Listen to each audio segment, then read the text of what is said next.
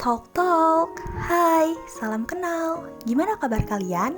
Semoga tetap semangat menjalani sisa minggu ini ya. Perkenalkan, kami Pop Talk, Pobe Talking. Ini podcast pertama di channel YouTube kami. Mohon bantuan dan dukungannya. Pers. Saat kalian mendengar kata pers, mungkin kalian langsung memikirkan wartawan, televisi, reporter, berita, atau koran mungkin. Pers sendiri sebenarnya berarti media yang berasal dari bahasa Inggris, press, yang berarti cetak. Lalu, apakah media itu berarti hanya media cetak? Tentunya tidak. Pada awal kemunculannya, media memang terbatas hanya pada media cetak saja.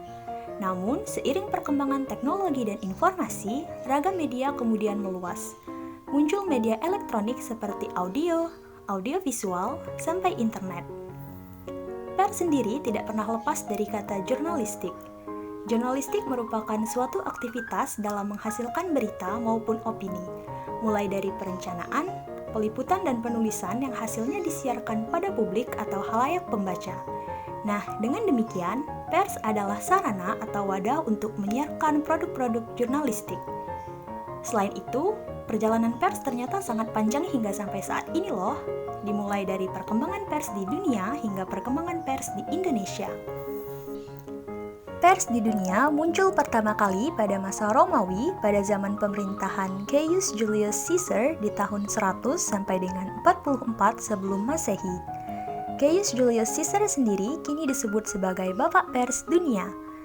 Jules meneruskan tradisi raja-raja terdahulu untuk menyiarkan kabar mengenai keputusan-keputusan di papan pengumuman di lapangan terbuka tempat rakyat berkumpul yang diberi nama Forum Romanum. Forum Romanum berisikan pengumuman-pengumuman resmi dan isinya dibedakan menjadi dua. Yang pertama yaitu Acta Senatus yang memuat laporan-laporan singkat tentang sidang senat dan keputusannya, dan yang kedua yaitu Acta Diurna Populi Romawi yang memuat keputusan dari rapat rakyat dan berita-berita lainnya. Akta Diurna ini juga merupakan alat propaganda pemerintahan Romawi yang memuat berita mengenai peristiwa-peristiwa yang perlu diketahui oleh rakyat. Pada zaman Romawi juga muncul wartawan-wartawan pertama. Wartawan-wartawan ini merupakan budak-budak yang oleh tuannya diberi tugas untuk mengumpulkan informasi, berita, bahkan juga menghadiri sidang-sidang senat dan melaporkan semua hasilnya kepada tuannya. Tujuannya agar sang tuan selalu mengetahui kejadian-kejadian di kota Roma. Lalu pada tahun 911 Masehi, muncul surat kabar cetak pertama di Cina dengan nama Qingpao yang artinya kabar dari istana. Sedangkan surat kabar cetak yang pertama kali terbit teratur setiap hari adalah Oxford Gazette di Inggris pada tahun 1665 Masehi. Surat kabar ini kemudian berganti nama menjadi London Gazette. Lalu ketika Henry Muddiman menjadi editornya untuk pertama kali, dia telah menggunakan istilah newspaper. Di Indonesia sendiri, istilah jurnalistik dulu dikenal dengan sebutan publisistik. Namun, seiring berjalannya waktu, istilah jurnalistik muncul dari Amerika Serikat dan menggantikan publisistik dengan jurnalistik. Perkembangan kegiatan jurnalistik di Indonesia diawali oleh Belanda. Dilansir dari situs resmi Persatuan Wartawan Indonesia atau PWI, kelahiran pers tidak dapat dipisahkan dari sejarah lahirnya idealisme perjuangan bangsa mencapai kemerdekaan. Beberapa pejuang kemerdekaan Indonesia menggunakan kewartawanan sebagai alat perjuangan. Di era-era inilah juga surat-surat kabar harian pertama di Indonesia seperti Bintang Timur, Bintang Barat, Java Boat, dan Medan Priai diterbitkan. Pada tanggal 9 sampai 10 Februari 1946, diadakan pertemuan untuk menyetujui pembentukan Organisasi Wartawan Indonesia yang diberi nama Persatuan Wartawan Indonesia atau PWI yang diketuai oleh Mr. Sumanang Suryo Winoto dan sekretarisnya Sudaryo Djokro Sisworo. Berlandaskan hal itu, tokoh-tokoh surat kabar dan para tokoh pers nasional memutuskan untuk berkumpul di Yogyakarta pada 8 Juni 1946. Dalam pertemuan ini, mereka mengikrarkan berdirinya Serikat Penerbit Surat Kabar atau SPS dengan bantuan Serikat Grafika Pers atau SGP untuk masalah percetakan. Mengingat sejarah pers nasional sebagai pers perjuangan dan pembangunan, maka tak heran pada tanggal 23 Januari 1985, Presiden Soeharto menetapkan tanggal 9 Februari sebagai Hari Pers Nasional. Nah, begitulah sejarah singkat adanya pers di dunia maupun di Indonesia. Jadi, tak hanya sebagai media berita dan kabar, pers juga memiliki fungsi seperti sebagai media informasi, fungsi pendidikan, fungsi menghibur, fungsi kontrol sosial, dan sebagai lembaga ekonomi loh.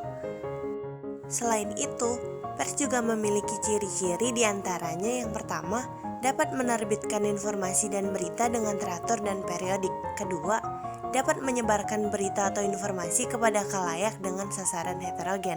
Ketiga, seluruh berita atau informasi yang dipublikasikan harus ada unsur hal baru atau up to date, serta bisa dipertanggungjawabkan secara faktual atau nyata. Yang keempat, dalam menjalankan profesi, nilai moral dan etika harus dijunjung tinggi oleh media massa, baik cetak maupun online. Oh iya, pers ternyata nggak cuma ada di dunia pertelevisian atau dunia perkantoran loh.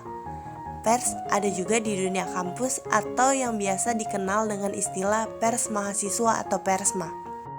Pers mahasiswa adalah penerbitan yang dikelola oleh mahasiswa sebuah perguruan tinggi. Pers mahasiswa juga ideal bagi mahasiswa yang hobi menulis, ingin menjadi wartawan, penulis, editor, humas, atau berprofesi di bidang media. Pers mahasiswa sebagai media informasi bertugas untuk memberikan informasi berupa berita atau isu-isu yang ramai dibicarakan, terutama di wilayah kampus. Nah, informasi tersebut tidak hanya sebatas isu internal kampus saja, namun bisa juga merambah ke isu-isu nasional. Hal ini diharapkan agar mahasiswa menjadi peka terhadap isu yang beredar, agar lebih cermat dalam mencermati, menganalisa, mengkritisi, dan menginformasikan kepada masyarakat umum. Untuk cakupan Fakultas Kesehatan Masyarakat Universitas Sriwijaya, pers mahasiswa yang dikenal adalah BO Pers Publisia, yang memiliki jargon informatif, terkini, dan valid, yang mana diharapkan agar BO Pers Publisia dapat memberikan informasi yang bersifat informatif, terkini, dan juga valid. Wah, udah gak kerasa ternyata udah mau selesai. Kami harap kalian dapat memahami apa itu pers dan kenapa pers itu bisa ada. Terima kasih telah mendengarkan podcast kami. Kami harap dapat membantu kalian. Jangan lupa like jika kalian menyukai podcast kami dan subscribe untuk mendukung kami. Dan jangan lupa hidupkan notifikasi karena kami tidak sabar untuk bertemu dengan kalian lagi. Kami Pop Talk, Pobi Talk, FKM Untri. Sampai jumpa lagi. Dadah!